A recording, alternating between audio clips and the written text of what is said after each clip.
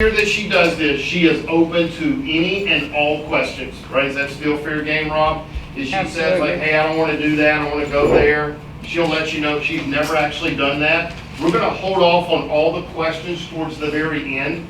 And then I also have a little short presentation that I want to do. May is veteran honoring. I didn't know this was Veterans Month.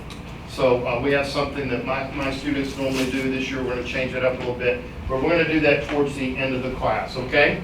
So hold your questions till the end and this story. Rob, do you want me to turn that front light off? It might put you in the dark a little bit, but they might be able to tell me if you... I'm good. Turn it off, let's see. Like no, turn it back on. Feel like you're in the eye doctor the first way or second? Which one you like? This is good. That's good, okay. This is good. Okay. I'm so glad to be here, and I'm so thankful for Mr. Bradford and his allowing me to come and share with you part of my life. And you look just like the students I taught years ago, don't they, Miss Dodson? Yes. It's my loss that I didn't get to teach you. I can tell you already. I can look at you and know that. You don't stand in front of classrooms for 33 years and not be able to read the students. So I'm liking what I see. And from what he says, you're an awesome group. Okay, so let's get started. We got to go to the Wayback Machine, all the way back to the 60s. The generation of the baby boomers, those born in 46 to 64. That was our generation. And the story I'm going to tell you starts and begins right here on campus. It's a story about a boy named Carl Cain and a girl named Robbie Allen, myself.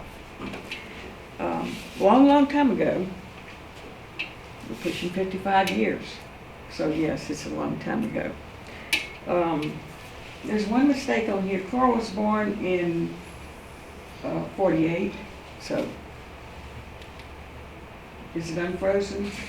It should give me, sometimes I have to click on the actual presentation to get it to move. It happens to me too. All right, try it now. No? Nope. Just a second. Let me see the clicker. It'd help if I had the USB in it. Oh, okay. Still not working, will you? Yeah, I've got to plug it in. Give me Oh, I'm just a sorry. sec. I'm not savvy about a lot of this kind of stuff. We just had a blackboard. Actually, it was a green board. And we had chalk. And we just wrote on it. That's how it was when I was a teacher.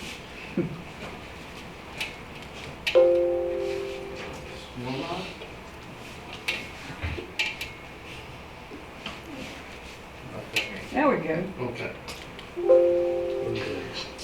Gotta come down. Use the down arrow. There you go. Okay. All right. Here we go. I was a student. He was a student here. I graduated in 68. He graduated in 66. So when we met, I was a sophomore and he was a big senior. He played basketball. He was an officer in the FFA, and he drove a 65 yellow Mustang, springtime yellow. Wish I still had that car. And he was so fine. Now, girls, Kelly, I don't know what you say about good-looking boys today. What do you say? You didn't say he's so fine. You do? I said that. Okay. But you got to say it right. He's so fine. Right? You got to have the right emphasis on it. And he was. Now, we walked these halls together. We sat in these classrooms. We went to ball games. We went to 3 proms together. And we went to Tasty Freeze. Now, Tasty Freeze is still here in Denham Springs. It's not known as Tasty Freeze. It's known as Denham Patty. But that whole parking lot was our hangout after school and after ball games and on Sunday afternoons. And before you went out on a date or after you came back from the date. Everybody met at Tasty Freeze. That was our hangout. So Tasty Freeze was a good place to be. He graduated in '66 and went to technical school to learn a trade. I graduated in '68 and went on to Southeastern to be a teacher. But it all started in senior hall. I was at my locker. He came up behind me. He tapped me on the shoulder and he handed me a picture. And it said on the back, "Robbie, I think it would be fun dating you." That started our time as high school sweethearts and beyond after we graduated. Things were changing in our world. There was the counterculture hippie movement in the 60s. There was the civil rights movement in the 60s. There was a war in a faraway place that nobody knew about that was going to be ramping up very soon. And for boys that turned 18, the draft was on the table. Now, do we have a draft today? No draft today. But I think at 18, do you still have to sign up?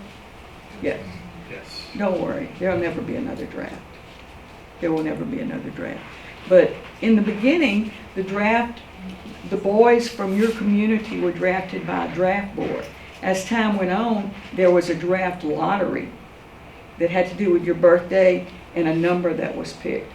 We'll talk about that in the end if we have time. But when you got your letter to go get your physical down in New Orleans, you went to Livingston, boarded up on a bus, they would take you down to New Orleans, and you would get your physical. If you were physically fit to be drafted, your classification was 1A. If you were not physically fit to be drafted, your classification was 4F. Now, what's not physically fit? You might have a hearing problem, you might have flat feet, couldn't march 60 miles with flat feet and a pack. So there were ways that you would not be drafted if you had a 4F classification. Some people decided, I'm just not going to be drafted. So they would leave the country. They were called draft dodgers. Many went to Canada. Others, one example, probably one of the best athletes that ever went through Denham Springs High School, decided he was not going to go to Vietnam nor be drafted. He got drunk one night and asked a friend to take a 2x4 and hit him on the side of the leg. Now, if you're an athlete, you know that's a career-ending injury. Hit him as hard as he could. Broke his leg. It's also a draft-ending injury. So that was a true-to-life happening back in the day. But most of the boys around here, nobody wanted to go. Nobody wanted to be drafted. But your country called and you went. That was the mindset of the boys at that time. I remember the first time I heard the word Vietnam. Before school, we would wait out in front of the Jacket Gym for class to start. And the entire student body. And from north to south, came a barrage, a formation, a military formation of planes flying low, probably 20, 25 of them. And we watched in awe as they went by. And somebody yelled out, "I bet they're going to Vietnam." First time I ever heard that word. First time. But I was soon to learn that it would be a big part of my life. And so it was that Carl received a 1A classification and he was drafted a short time after his physical. He trained at Fort Polk as an infantryman. Fort Polk is up in northwest Louisiana, around Leesville. I don't know if you've ever been up that way, but that's where Fort Polk was. So he trained there for a year, and then he received his orders.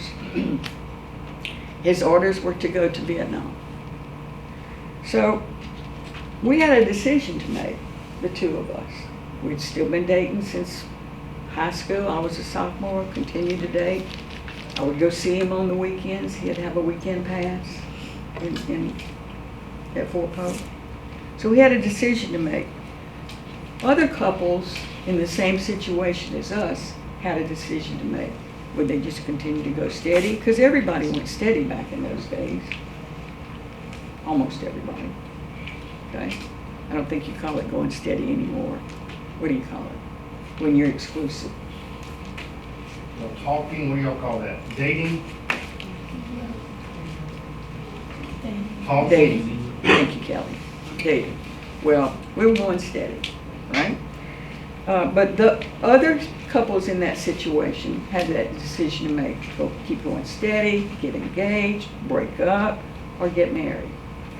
And various of our couple friends did one thing or another. One couple waited at 6 months. At 6 months, when you're in Nam, you get to go to Hawaii for a week of R&R, and she met him there to get married. What did we do? We decided to get married. Well, I knew this was not going to be an easy thing to tell my mother or my daddy, but I did. We made the decision. I'm not doing it right, Woody.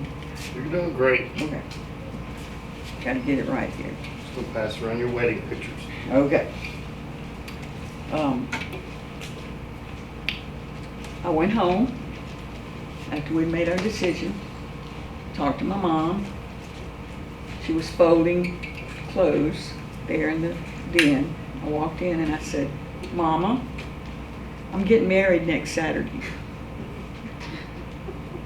And she finished, I can so vividly see it, she finished folding the washcloth, put it down, and said, "Can I talk you out of it?" And I said, "No, ma'am." She said, "Well, I guess we have a wedding to get ready for." So that following Saturday, on October 12th, 1968, we got married at First Baptist Church.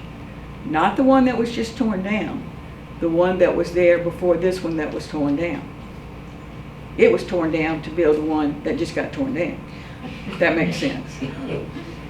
That's where we got married. And you saw the picture? Go back. There it is. In the same place. That's nothing there now. Okay? That's where we got married. The happiest moment of my entire life happened after that wedding. We raced down the aisle, we raced down the steps, and we stood there looking at each other and just fell out laughing.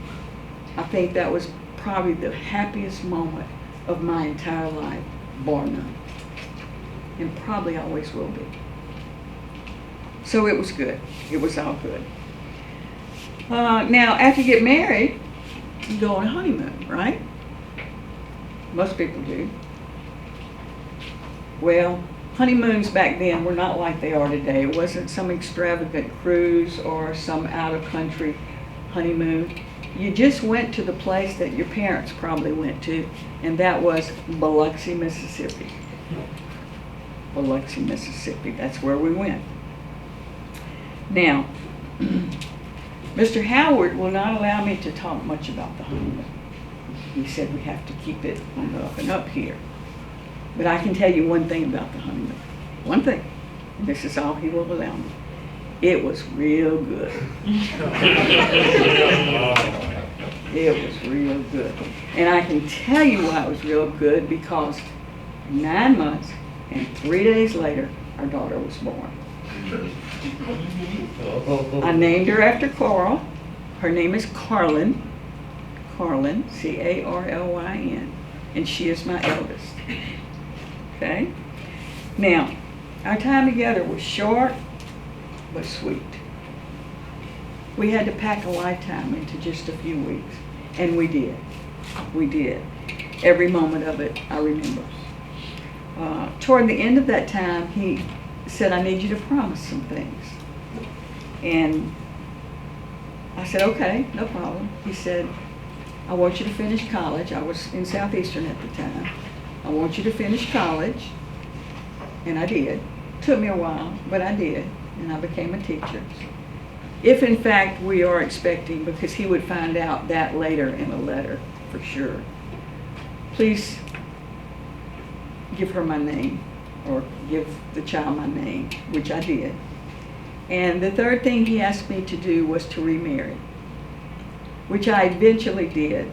And I married a guy named Spike Spangler, which is a whole nother story another day.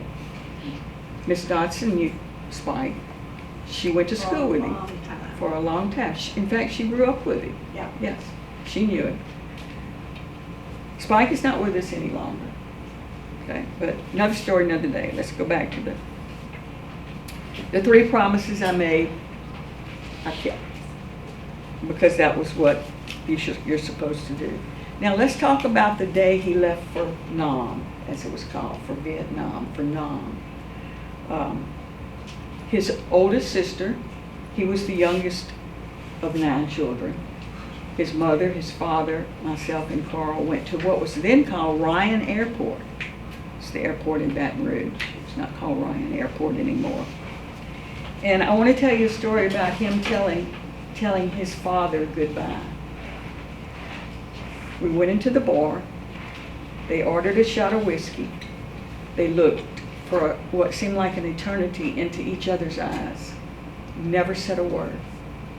I never saw such respect and honor between 2 men as I saw go down there. After a while, they threw the shot down and walked away. Never said a word. But it was the most awesome display of respect I've ever seen, and I'll always remember it. He said goodbye to his parents and his sister and hugged them all, and then came to me. And he held me for a long time. And through my tears, I watched him back away. And the last thing that touched my fingers were his fingers. And if I work real hard, I can almost feel them again. And he backed away and looked at me eye to eye and said, "I'll be back." And I said, "I know you will." And he turned and walked away and left for Nam. Our time apart, I'm here going to Southeastern, writing letters every day, sometimes 2 and 3 times a day. Most of my letters were lost in the flood. You can see these are flood damage. I was able to salvage a few. Notice that it says free. If you're in a war zone, you don't have to pay postage. You don't go to the post office at Coochie and get a stamp and put on it. You just put it free. I guess that was a perk. I don't know. But this is about all I have left of the letters.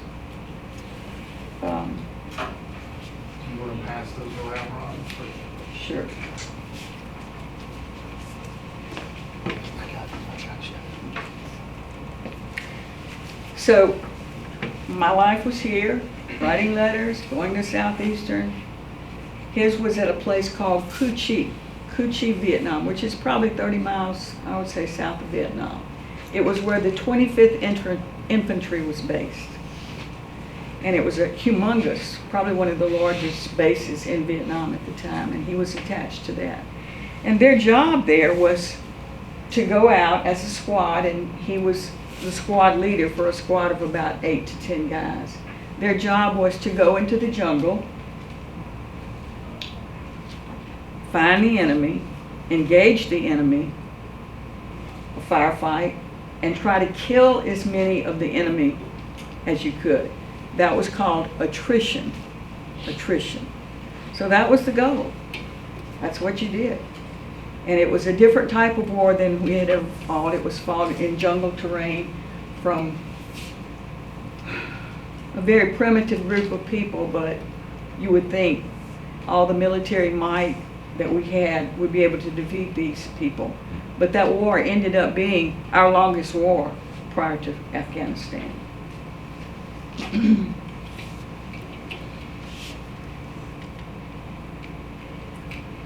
See that picture right there? First, look at this picture. He's a fresh young man ready for war. Look at this picture. He's a man that's been to war right after a firefight.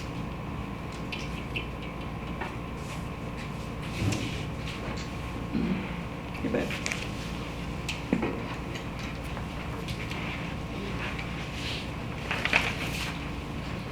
Our last picture, I think it's going around. Yes. That's the last picture I got. And the reason I know it's the last picture is because most of the time he dated the pictures and wrote something on the back. You may have seen that in some of the pictures that are going around. But it was dated March 6, 1969.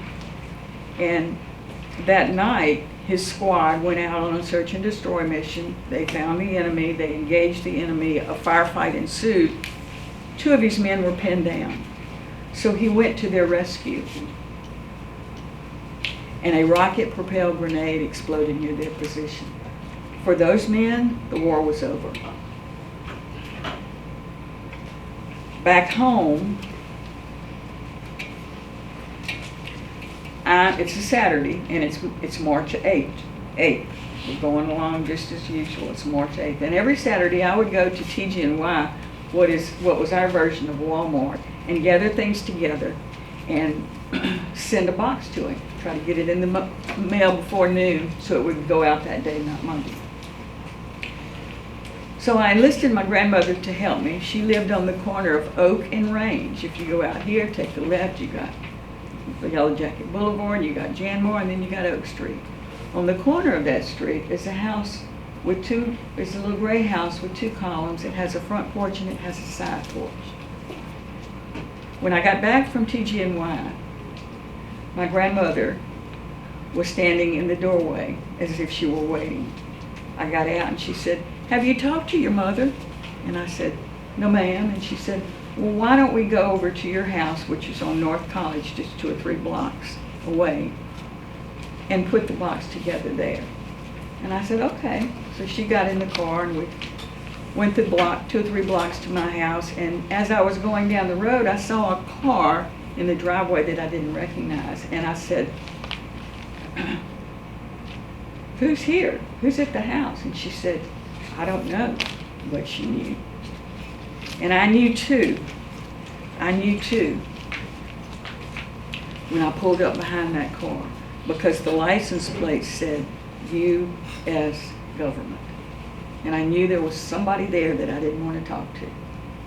From that point on, every second, every minute, every hour, every day, every week, every month, every year, every decade, all 54 plus years have been different than they would have been. Plan A was gone. Plan A was gone. It was no more. My life would be very different. And some of you may have experienced life-changing situations. So you know what I'm talking about. It was a life-changing situation. Inside was a man named Colonel Traylor, who was attached to LSU ROTC, and his job was to inform people of MIAs, KIAs, missing in action, killed in action, casualties in this area. That was his job. And he was there to talk to me, to tell me that the word that they had gotten 2 days after the fact was that he was MIA. And the reason for that was because they had not recovered his body yet. Okay. That was 11 o'clock in the morning. He came back later that night about 7 o'clock and informed us that, in fact, his crossbody had been recovered and he was KIA. After that, the next day, you got a telegram.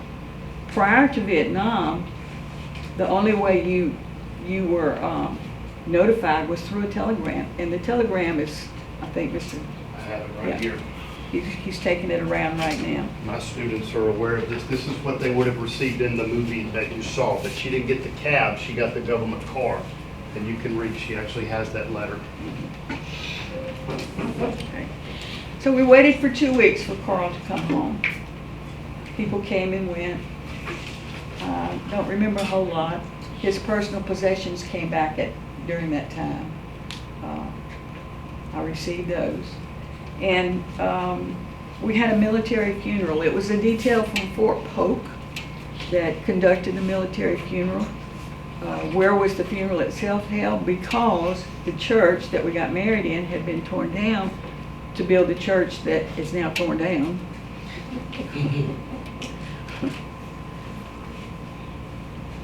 We had it at Don Avenue Baptist Church, which was probably one of the larger churches in town at that time. All the guys were honored because Carl wasn't by himself. There was Dickie Brumfield, who was the pallbearer at Carl's funeral because he had stayed on at Fort Polk for paratrooper training. He left the day after Carl's funeral, and 2 weeks after he got to Nam, he was shot by a sniper in the eye and killed. That was Dickie. Then there was Benjamin Bennett. Then there was, name escapes me. Benjamin and Carl and Dickie and Doug Emson, yes, Doug Emson. All guys, just good old guys. Good old guys. I knew them all. I knew Dickie the most, besides Carl. And our community respected them. They had great respect for them. To show you what respect they had, after the funeral, the procession left to go north on Range and 16 all the way to Arnold Road. I don't know if you're familiar with Arnold Road, but first you come to Lockhart Crossing, and then you go to the next road, which is Arnold Road. Take a right on Arnold Road and go all the way out to the end of Arnold Road, and there's Judson Baptist Church. That was Carl's family church, and that's where he's buried. But the respect that I'm talking to you about, was when the procession, when the hearse turned onto Arnold Road. We're talking 3 miles up the road. The procession was still at 190. And when we went through Denham Springs, what is now the Antique District, everyone was out, showed their respect. Everyone was waving flags. And you didn't see flags waving back then as much as you do now. So that was a really gesture of honor. And that was done for all these guys, not just Carl. We respected our guys. Great community support. Now, not long after everything, I went to a ceremony at LSU and received these medals. Really can't tell it from the picture. There's one going around, maybe you can tell a little better. I was very, very, very pregnant at that point. And that night after the ceremony, I went to the hospital and Carlin was born. So that was special. We've got the flag, which was given to me at the funeral. Never to be unfolded, but I had to unfold it. Can you guess why? After the flood, one of the first things I stepped on under all the mud was glass, broken glass, and it was the flag case. So of course I got it. Everything was underwater, the medals, everything. Tell them how much water you got where you were. Where we lived, we got 20 feet of water. 20 feet of water, yeah. It was this high in the second story. We thought we had everything put up to the second story, but to no avail. So I cleaned it up, folded again, never to be unfolded. Okay. His dog tag. Why do soldiers have 2 dog tags? My students, did we talk about that? Why they get 2? Don't want to guess? Go ahead. To identify who they are. Yes, to identify them. So at KIA, we'll have one of the dog tags put on his body. Where? On the roof, in the roof of his mouth. You see the shape of it? It fits perfectly in the roof of their mouth. That's for identification. The other dog tags comes home with the effects with his body. But for some reason, that dog tag didn't get to me at that time. Years later, Mickey Seal, who was the funeral director at the time, he said, I have something that I found in my desk, and I'm sure you might want it. It's Carl's dog tag. So it was years later before I got his dog tag, which was special, and I'm so glad he did that. I always dreamed of Carl, and the dream was always the same.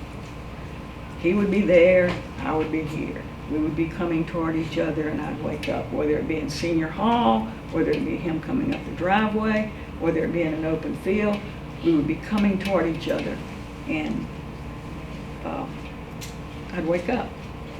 But then one night I had a dream, and remember when I came from TGNY and turned in to my grandmother's house, and she was waiting there? Well, in this dream, it was Carl waiting there. And I jumped out and I ran up the steps, and all was okay. I was okay. He was okay. Life was okay. We were okay. And we stood there on that little side porch, and we talked forever, forever and ever. And then after a while he said, I have something to tell you. And I said, what? And he said, I can't stay. I can't stay. But it's okay. I'm all right. And you're going to be all right. And you're going to grow old and watch our grandchildren grow up. And in fact, I did. Carlin had Carl, another Carl, named after his grandfather. He is Dr. Guidry. He's a doctor of physical therapy. And she had Hannah, they're right here, who will be a doctor of veterinary science. She's not quite finished, but she will be Dr. Guidry too. Carl would have been proud of her. And through them, through Carl and Hannah, his legacy lives on. His legacy lives on. Now, this is kind of a sad story, certainly a tragic story, but it's not over. You know why? It's not over. Because I had to ask myself the questions. What did I lose in this event? I lost a lifetime with Carl Cain, Plan A. What did I gain? I gained a faith stronger than most. I rely on God for everything. You have to. You never know how strong you're going to be when that's the only choice you have to be, when that's the only choice you have.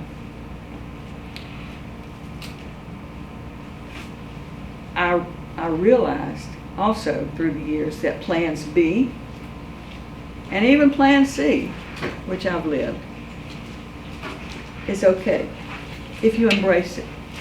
If you embrace it, and you must. So don't give up if plan A doesn't happen.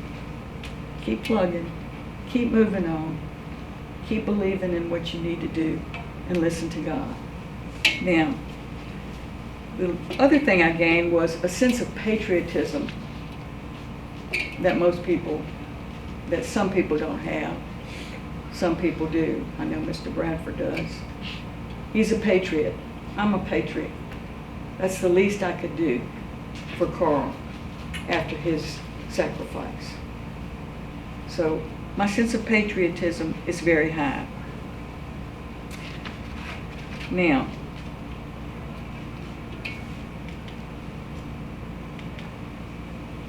I'm going to read you a couple of things that I wrote through the years. It's called Days. It's been over 5,000 days since I've seen you. It's been over 1,000 days since I've written of you. It's been over 30 days since I talked of you. It's been only 1 day since I thought of you. And then 10 years later, I wrote, it's been over 8,000 days since I've seen you. And still only 1 day that I've thought of you. The day the count ends, listen to me carefully, the day the count ends is also the day the count begins. eternity with you by God's grace and my patience.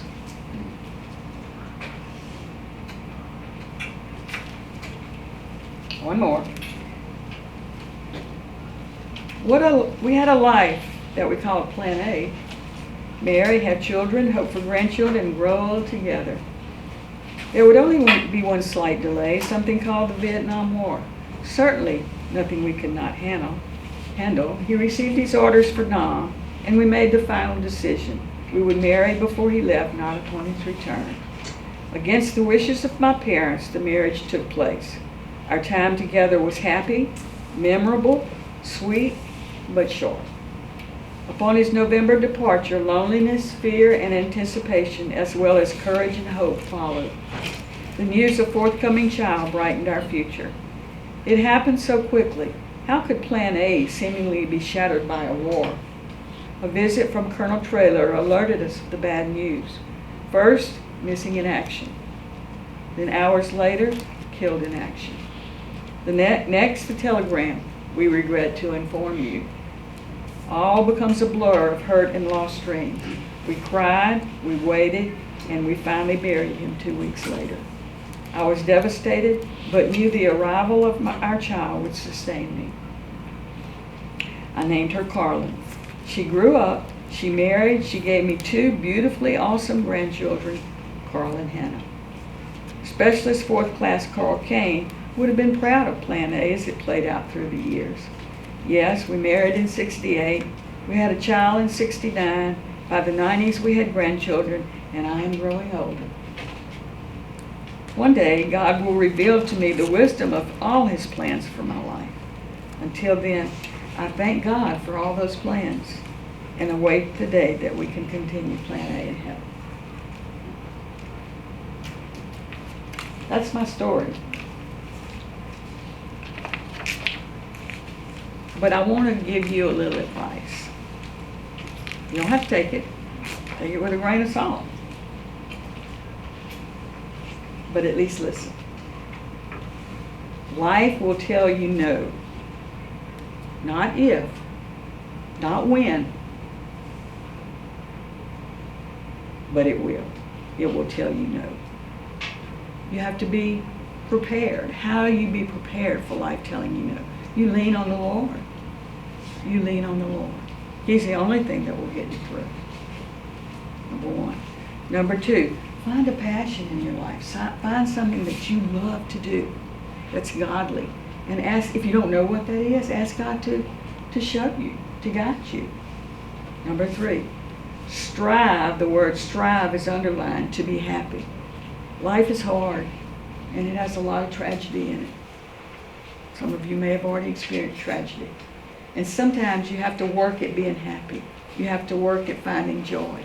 You have to work at finding the good in life and thanking the Lord for it. Then, number 4, the most important, find the plan God has for you in your life. And if you haven't asked him, ask him. Lord, what is it you want me to do with my life? Guide me, show me, direct me, make my paths go in those directions. It'll be the most important decision you will ever make in your life, to be at peace with the Lord and to realize how important that is. Biggest decision you'll ever make. Everybody's going to spend eternity somewhere, either hell or heaven. Everybody. And it's not too soon to decide where you want to be. That's my advice to you. I hope you've enjoyed the story. I'll take questions. You know, I mean, anything you want to ask, she's pretty much open. Anything you want to know. She's been asked about the casket, viewing the body, I mean, the war itself, the protesters, whatever you want to know. May I ask a question? Yeah, absolutely. You mentioned the fellow that had his leg broken. Yes. what is your opinion, from everything you know, these kind of stories, people you know that have dodged the draft, people that you've heard of that have dodged the draft? What is your general thoughts and feelings about, quote, draft dodgers, or if you have another name for those folks? I can't tell you the other name. Yeah. We're in school. These Mr. kids have Howard never heard wouldn't like words it. like that. I had no respect for those people. But I didn't judge them. That's on them. It was sad. I thought it was sad. And I thought they didn't live up to their responsibilities as an American. But, yeah. So the term conscientious objector rings hollow for you? I can't judge that. Only that person, and you know what a conscientious objector is? That's a person that will go in the service and maybe even go to war, but he won't carry a gun. He won't participate in battle. My kids know that from, we talked about Hacksaw Ridge, and Yeah, that true yeah, story of Desmond Doss. yeah. Yeah. I have to leave that with a question mark, yeah. I don't disrespect those people, but because they have a right to their beliefs. Do you know when the military, the government moved from delivering those Western Union from yellow cabs to the actual military officials coming to the homes? What, I don't know, as far as I know, it was done that way through the entire Vietnam War. But I'm sure once it escalated, maybe at the point at which it escalated, maybe not the entire, but, you know. Now, Mr. Bradford, you said these kids would have a lot of questions. Some of them, they're quiet. They've been quiet Ms. today. Spangler, my son, Austin Gibson, graduated from the school we got last year, Uh-huh. and he's contemplating going into the military. What are your thoughts on any of these folks that may be considering that, or I know some who is? Aren't you? I Florence, think aren't you that's going to the awesome. military? I think that's awesome. I've got one I know for sure, Who? right, David? David, Yeah. Anybody else going to the thank military? you, David. Prior to your service, thank you. Gage going to the military? What's your name? Gage. Gage. Thank you. Thank you. For sure. We need good Americans in the military. I appreciate y'all. And yes, that's, I wouldn't say don't go. Because we're gonna come to a point in this country where there will be no more wars. It's gonna happen. Remember I said that when this plays out. Something's going on behind the scene that's gonna turn this country and the world into an awesome, awesome, awesome place to be. We're gonna see much of the evil leave this world. And anybody that's in the military,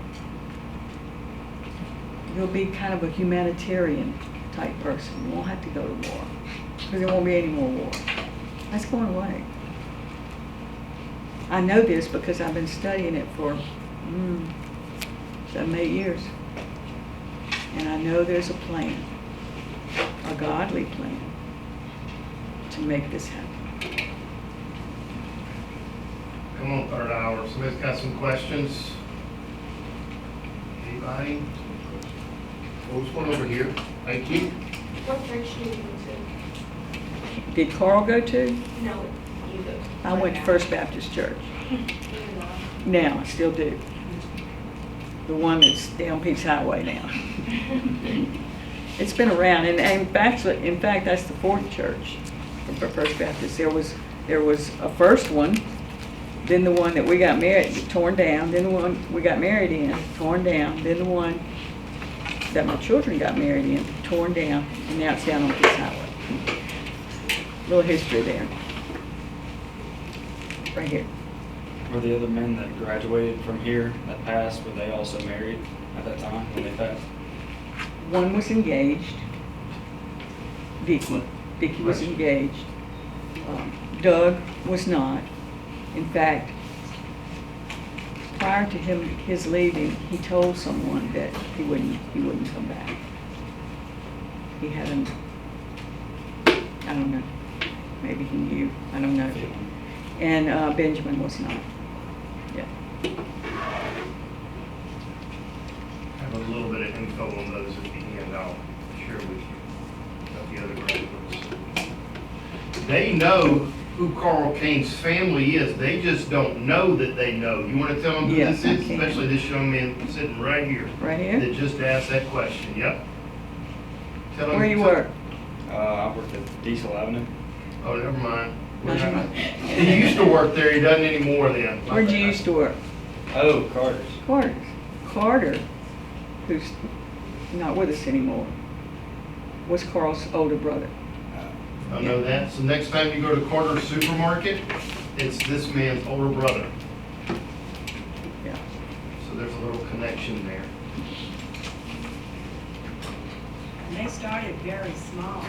Yes, They were like around the corner from my house. from your house. And you couldn't park there sometimes. I'd have to drive around and slip in a parking lot because the parking lot was so Yeah. small. And you told me they just built one in Livingston, didn't they? So Springfield, so they've got another Yeah. one in Springfield. Carter's daughters and sons run them now. Stan. By the way, his name is the name that we were going to use for our child if it had been a boy, Carl Stanley. Carter and his wife chose it for Stan. He's known as Stan Cain. And Gina Strange, his daughter. And,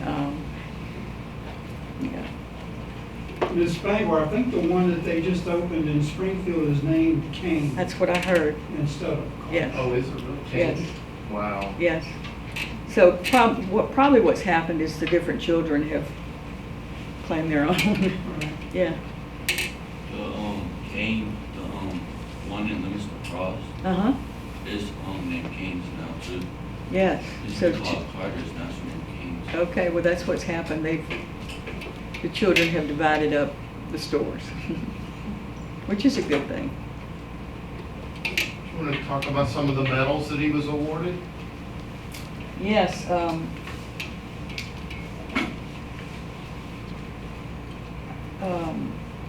the Purple Heart, you know why that's given if you're wounded or killed.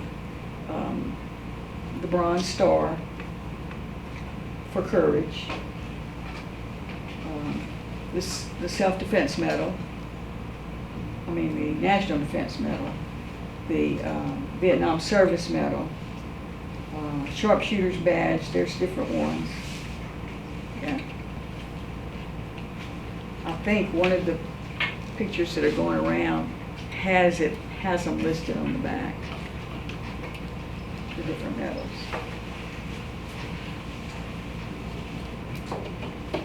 Yes, sir. On one of the pictures, when you were receiving the medals, how did you feel in that moment receiving those medals? The officer? How did I feel in that moment? Wow. Let me go back there.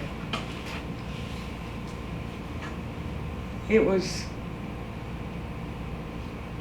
mixed emotions. It was sad, but it was a right thing to do, you know, that he received those medals. I was honored that they gave me these medals, but it was also sad because it was kind of culminating everything that had happened. And of course that night, I went to the hospital at Carl. So I wasn't feeling real good that day either. Anyway. That's a good question, because we learned something, every Yeah, that's year a we good do question. this, like, we learn something new. Her sister was here last year. Uh-huh. She said she remembers after you heard the news that you banged your fist up against the wall and went to the bedroom, and she said, I don't even remember that, but her sister vividly, just that raw emotion of learning. How old were you when you? I was 18. 18 years old. That's the same age as some of you, maybe just a year older. Yeah. And Carl was 19? Was he 18? He was 2 years older. 2 years. He never made his 21st birthday, so therefore he didn't get to vote. Because remember, you had to be 21 to vote back then. The amendment that brought the voting age down to 18 was simply because of the Vietnam War, and rightly so. So he never got to vote. He died just shy of his 21st birthday. This war had a lot of consequences for us as a nation, didn't it? Yes. The draft, can you maybe talk to them about the draft a little bit and how that was, Yeah. in my classes, I know we talked about how it was manipulated, but Yes. when I hear lottery, I'm thinking like the NBA lottery that was recently Well, held, and who well, gets the it's- first player, and did you talk to them about that a Yeah. little bit? Originally, it was just a board of men from the community that would choose the boys that had to go get a physical, okay? But as time went on, and this was after Carl's death, they had the draft lottery, and every day on the first day of the year, everybody would tune into their TV sets, and they had two big cages with balls in them. One would have the date of every day of the year. The other one would have numbers. So they would pick a date, they would pick a ball, say if it's August 5th, and they would pick a number. If it was 5. So 5 was attached to August 5th. That meant you were the 5th group that was going to be drafted. So what number did you not want? 1. Because that would be the first, all the people that had ones nationwide, they would be drafted first. And so on. So what number did you want? The last number. What's the last number? 300 and what? How many days in the year? There we go. 365. So you wanted that. Now, traditionally, they never got past about 100 or so each year in drafting. But as the war went on, it escalated. Johnson was the president after Kennedy was assassinated, maybe. And he escalated the war. He was a hawk. Hawks if you were pro-war, doves if you were against the war, pro-peace. So doves and hawks, that was a term used much during that time. Ms. Spangler, you mentioned Carl never got a chance to vote. Right? This last election, this ballot measure we had on the 27th, in probably most precincts, the voter turnout was single digits. I know. Do you have any commentary? Yes, that tells me where we are as a nation, which is not a good place. We have got to stop the apathy. And when you register to vote, and I want you to register to vote, make it a point to vote, guys. It's important.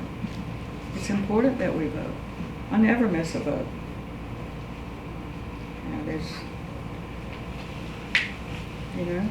I know there's a lot of disgruntlement in that area. There's a lot of people that think that the last election was stolen, and I could talk all day about that, but I'm not.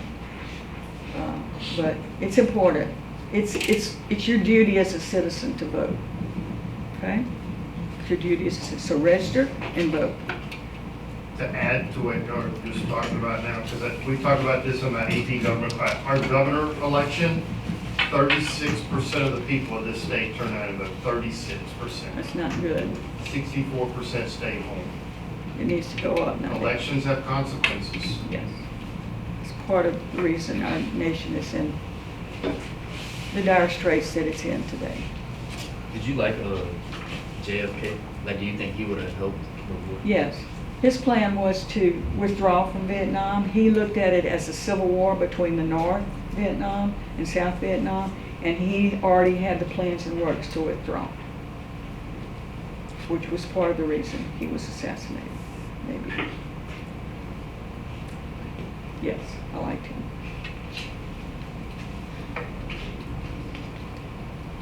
Anybody else? Did you like Nixon? Yeah, Nixon was okay. He kind of got us out. He said the plan was Vietnamization. In other words, hand the ball over to the South Vietnamese. which we did, and immediately Saigon fell, and South Vietnam became a communist nation, which was what we were trying to stop. The North Vietnamese were the communists, the South Vietnamese were not, and we were there to aid them in that. But they didn't let it. The generals didn't fight the war. The politicians fought the war. They did not let the military even go into North Vietnam to fight. You had to stop. You had to stay in South Vietnam. You had to defend it. Well, that would have been really good during World War II if we had said, okay, we're going to take Europe back, and when we get to Germany, we're just going to stop and continue fighting. We're not going to take Germany. We're not going to end this war. The analogy would be the same, and that's wrong. The politicians made the decisions. The military did not, and that was part of the problem with this war. Part of it. It's the only one we've lost, and if that was a big reason why. Yes. Yes. You had to stop at that 17th parallel where Vietnam was divided after they did Bin Phu and they kicked the French out. We couldn't go beyond that, and that was a problem. That makes sense. Yeah, right. It's common sense, tells you. If you're going to beat somebody, you go get them. Any other questions? If you do, hang on to them. I've got something that I want to share with you all for just a second. My students know, and this is something that I do open up for all.